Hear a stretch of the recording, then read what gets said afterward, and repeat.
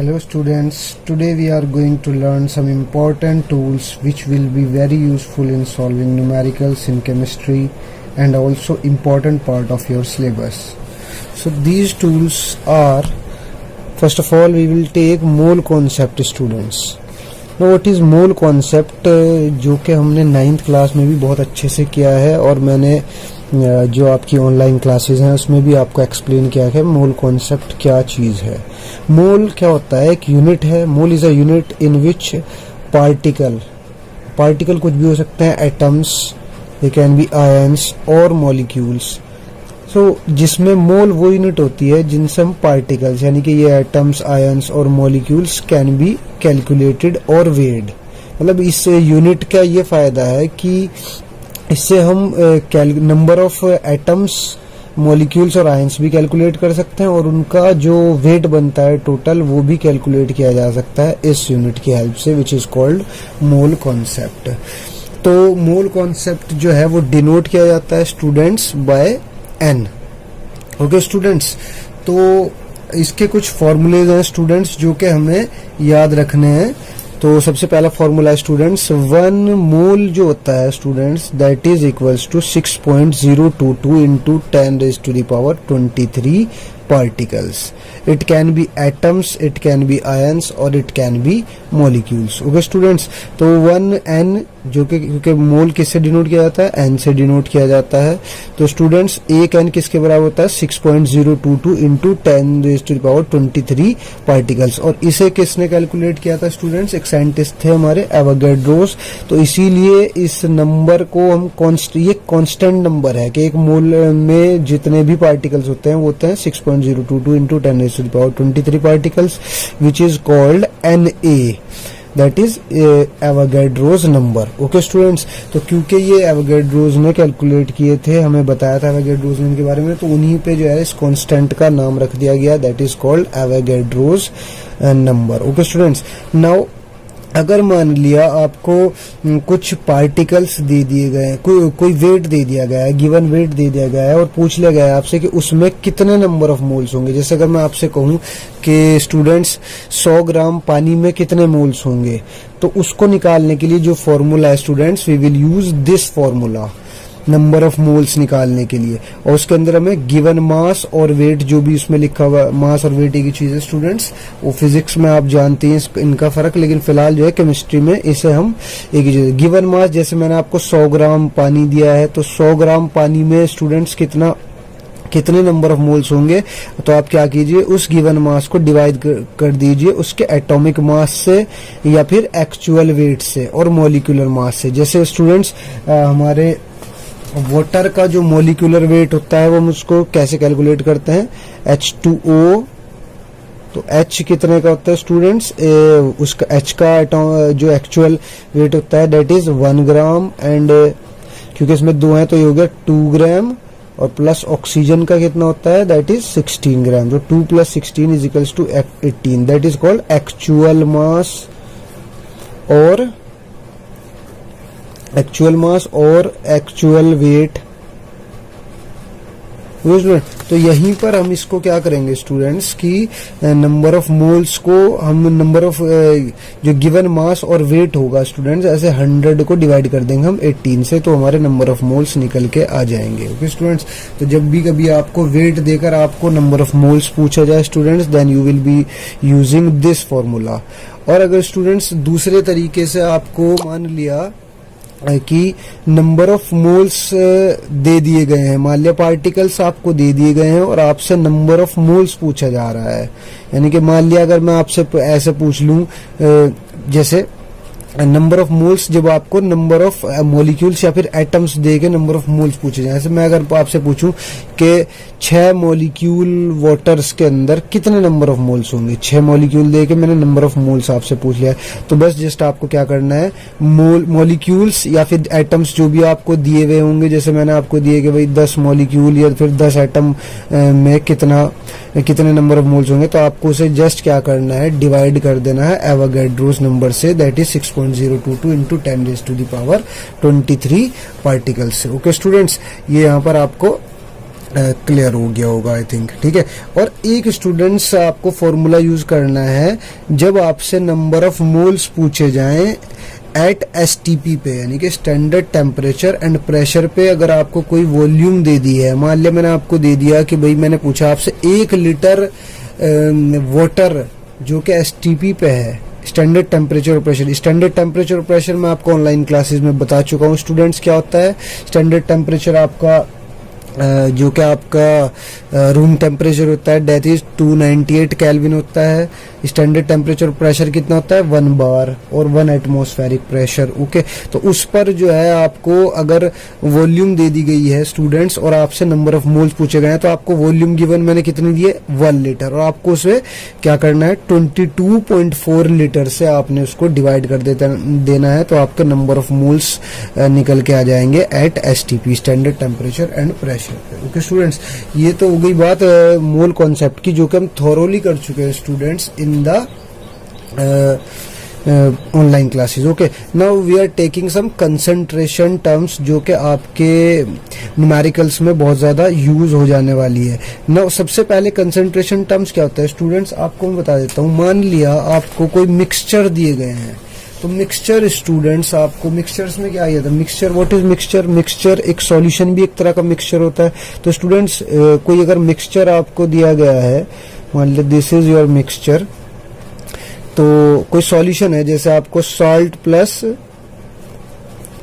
Water का एक mixture बना के उसका एक सॉल्यूशन बन गया है स्टूडेंट, तो वो सॉल्यूशन क्या कहलाएगा, एक मिक्सचर कहलाएगा। लेकिन जिस अगर सॉल्ट की मात्रा उसमें कम है, कंसंट्रेशन कम है, लेस इन नंबर है, तो वो सॉल्यूट कहलाता है स्टूडेंट। और जो ज्यादा मतलब कंसंट्रेशन होती है जिसकी, उसको हम क्या बोलते हैं, सॉल्वेंट बोलते हैं स्टूडेंट। और सॉल्यूट प्लस सॉल्वेंट मिक्सचर के मिक्सचर से हमें मिलता है सॉल्यूशन। ओके स्टूडेंट, तो मान लिया मैंने आपको बोला कि एक सॉल्यूशन है जो कि 100 ग्राम का है और उसके अंदर 10 ग्राम जो है वो सॉल्ट प्रेजेंट है, यानी कि सॉल्यूट प्रेजेंट है आपका, और 90 ग्राम जो है वो आपका वाटर है, दैट इज सॉल्वेंट। ओके, तो इस तरह से मान लिया, और वो टोटल कितना है 100 ग्राम है।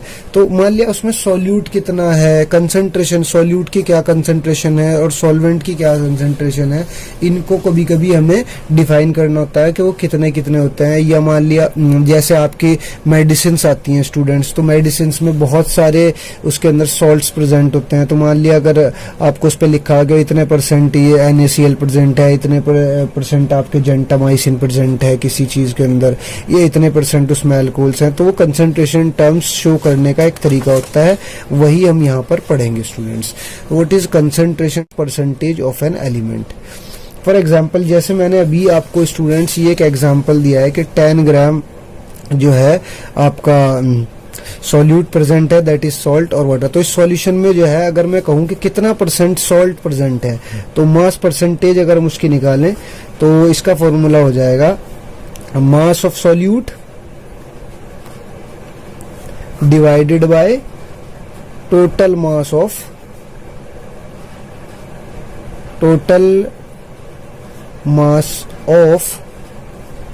सॉल्यूशन। तो स्टूडेंट मास परसेंटेज कैसे निकलती है, इनटू 1000, क्योंकि जब परसेंटेज का साइन आ जाता है स्टूडेंट्स कहीं पर, तो फिर हम उसको इनटू 100 से मल्टीप्लाई करना होता है।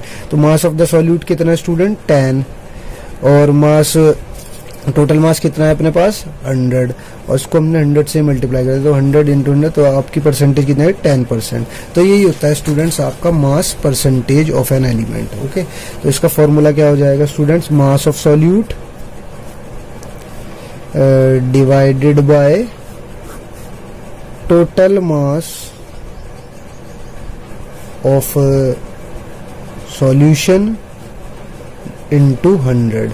ये हो गया आपका mass percentage of an element. Sorry mass percentage of an element निकालने का कंसंट्रेशन टर्म। एक होता है स्टूडेंट्स मोल फ्रैक्शन, ये बहुत इंपॉर्टेंट टर्म है स्टूडेंट्स, इसको आपको समझनी है, आपके 12th क्लास के लिए भी बहुत इंपॉर्टेंट है और 11th क्लास के लिए तो इंपॉर्टेंट है ही।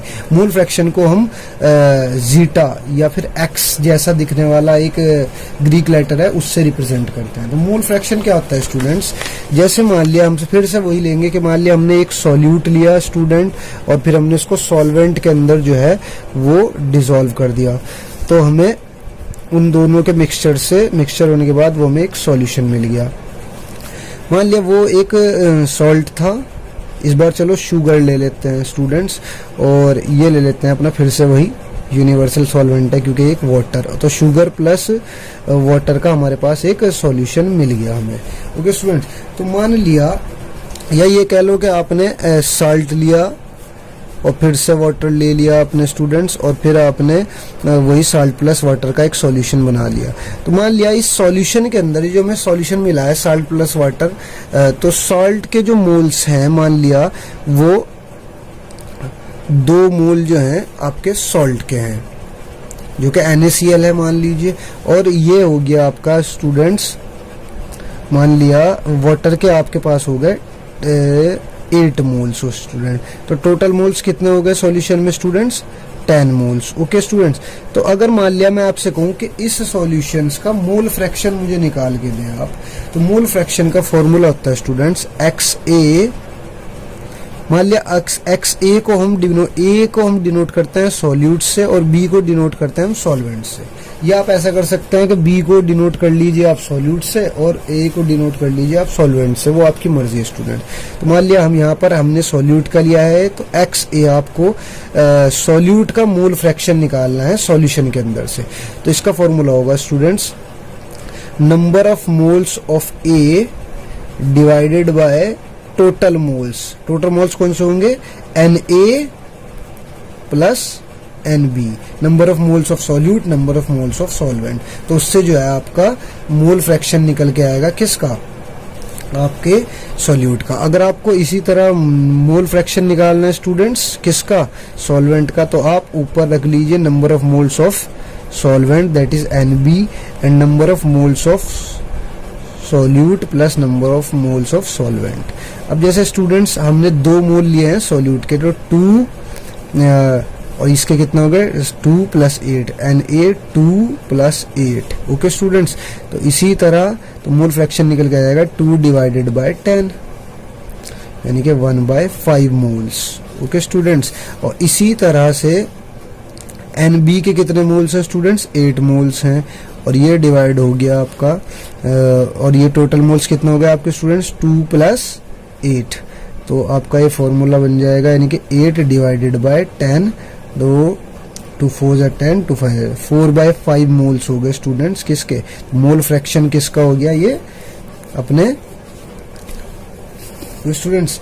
तो यहाँ पर जो हमें मोल फ्रैक्शन निकालने का जो तरीका है वो ये है, और फॉर्मूला हो जाता है इसका मोल फ्रैक्शन का, मान लिया आपने XA का निकालना है तो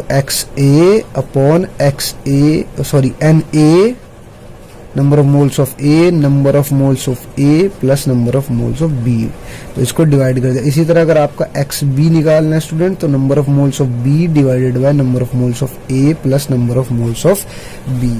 और स्टूडेंट्स आपको ये चीज समझ लेनी चाहिए कि स्टूडेंट्स इसका जो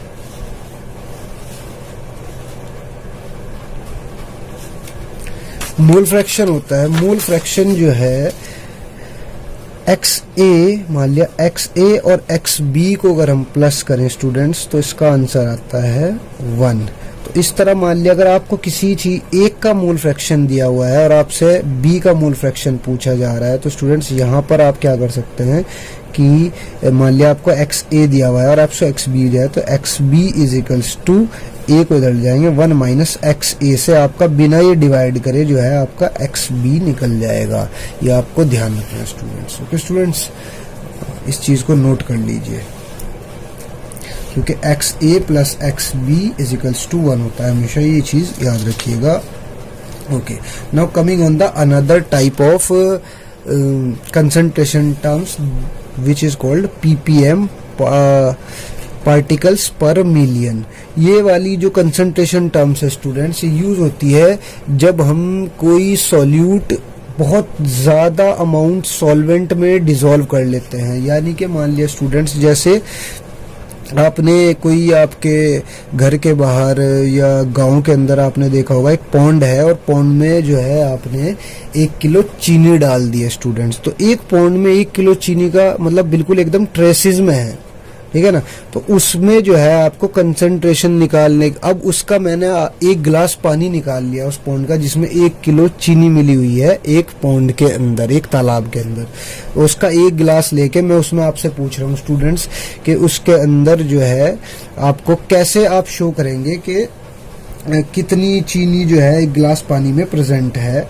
तो उसको हम ppm से कंसंट्रेशन टर्म से शो करते हैं, पार्टिकल्स पर मिलियन से। तो उसमें जो है मास ऑफ सॉल्यूट जो आपने डाला था स्टूडेंट्स, अब मास ऑफ सॉल्यूशन उस वक्त में कितना है, और इनटू 10⁻⁶ से उसको मल्टीप्लाई करके आप पार्टिकल्स पर मिलियन के हेल्प से उसको हम शो कर सकते हैं। ये स्टूडेंट्स हम ज्यादातर वहां पर भी यूज करते हैं, जैसे आपकी जो एयर है, तो एयर के अंदर हम जो पॉल्यूटेंट्स स्टूडेंट्स प्रेजेंट होते हैं, जैसे अमाउंट ऑफ SO2 कितना प्रेजेंट है उसमें, या फिर अमाउंट ऑफ CO2 निकालना होता है एयर के अंदर हमें, तो वहां पर ये सब चीजें, ये वाली कंसंट्रेशन टर्म्स स्टूडेंट्स हम यूज करते हैं, दैट इज ppm, पार्टिकल्स पर मिलियन। Also 11th class. तो मोलैरिटी क्या होती है स्टूडेंट्स, हम इसमें सीखेंगे, इट इज N/V, इसकी एक शॉर्ट फॉर्म है। इसमें number of moles of solute को जनरली ये लिक्विड के जो सॉल्यूशन होते हैं उनमें हम इस्तेमाल करते हैं ये वाली कंसंट्रेशन टर्म्स।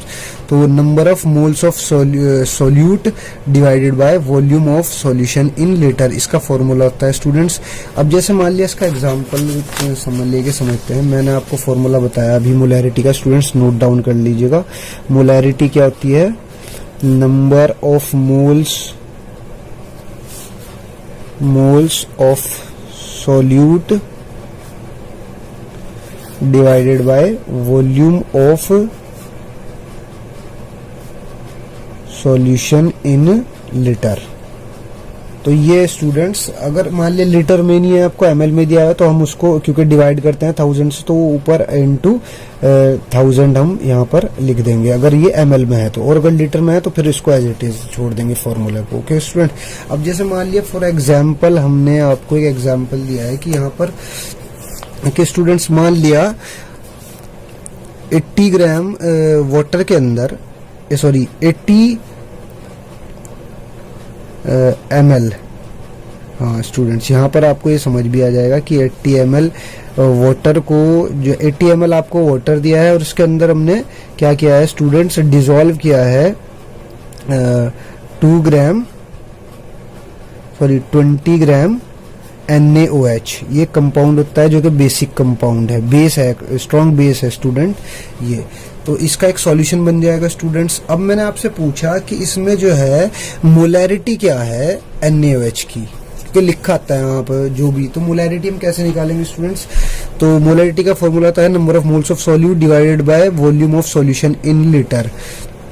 तो स्टूडेंट्स 20 ग्राम NaOH के पहले हमें मोल्स निकालने होंगे, और मोल्स निकालने के लिए स्टूडेंट्स मैंने आपको बताया था सबसे पहला फॉर्मूला कि जब कहीं पर भी आपको वेट दिया गया हो, ये ग्राम में जो है वेट दिया गया है, तो इसमें हम कौन सा वाला फॉर्मूला यूज करेंगे मोल्स का, ये वाला formula, given weight upon atomic weight या फिर मॉलिक्यूलर मास, वही वाला जो भी है। तो यहाँ पर ये वाला फॉर्मूला हम यूज करेंगे स्टूडेंट्स। तो आपको गिवन वेट कितना दिया गया है, गिवन मास कितना गया है, 20 दिया गया है, क्योंकि पहले हमें number of moles of solute निकालना है, और सॉल्यूट क्या है स्टूडेंट्स यहाँ पर, ये NaOH है।